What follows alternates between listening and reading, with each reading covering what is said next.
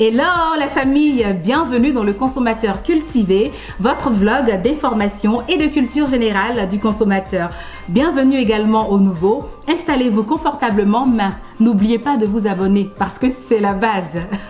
Alors aujourd'hui, nous allons parler d'une journée très spéciale dans la vie de tout un chacun. Il s'agit bien évidemment de notre anniversaire.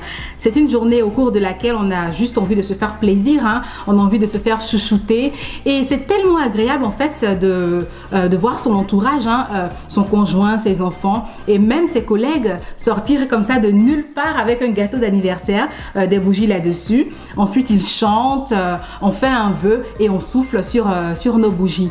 D'ailleurs, cette façon de célébrer notre anniversaire, d'où est-ce que ça sort en fait? Parce qu'à ce que je sache, nos ancêtres africains, ils ne célébraient pas leur anniversaire, en tout cas pas de cette façon.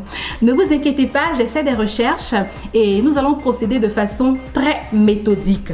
D'abord, nous allons commencer par parler de l'origine de la chanson Joyeux anniversaire, ensuite l'origine de la tradition du gâteau d'anniversaire et enfin l'origine de la tradition des bougies, des vœux qu'il faut faire.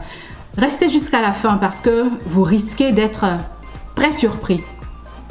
L'origine de la chanson Joyeux anniversaire. Alors ce sont des sœurs américaines, les sœurs Hill, qui ont inventé la mélodie de la chanson en 1893.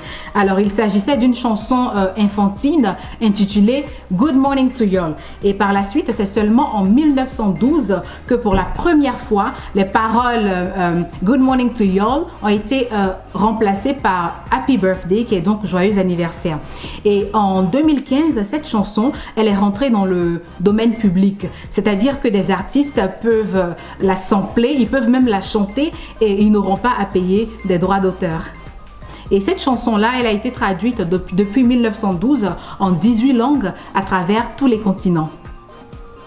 Deuxième tradition, celle du gâteau d'anniversaire. Alors, il faut savoir qu'au Moyen-Âge, le sucre, ça valait de l'or. Ça coûtait extrêmement cher. Il fallait être riche pour se permettre de manger du sucre régulièrement. Donc, les personnes de la classe moyenne attendaient généralement des événements spéciaux tels que les mariages, les baptêmes, les anniversaires. Franchement, quoi de plus spécial que l'anniversaire de son enfant?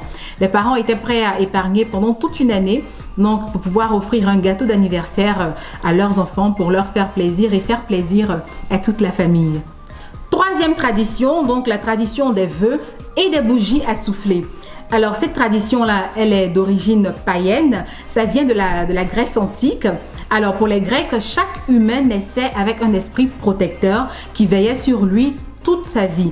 Et cet esprit-là était donc en relation avec le Dieu dont l'anniversaire correspondait au jour de naissance de l'individu. Et ce concept-là est bien évidemment à l'origine des notions d'ange gardien et de saint patron.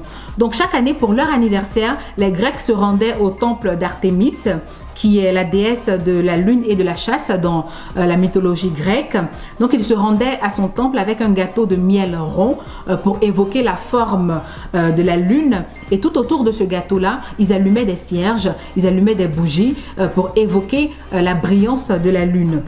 Ensuite, ils louaient leur déesse, ils lui demandaient de leur apporter pour cette année en plus de la prospérité, du bonheur, et il le faisait avant de souffler sur les bougies. Donc c'est de là que viendrait la coutume selon laquelle il faut faire un vœu avant de souffler sur ces bougies d'anniversaire.